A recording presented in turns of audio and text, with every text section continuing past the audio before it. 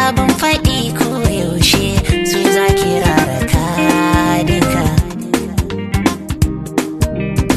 Ga kainuwa da shan Allahu, Allah ya sassaka haka. Bilkisu gimbiya sunanki, Bilkisu rausaya haka. Allah ya taimaka Bilkisu, waƙar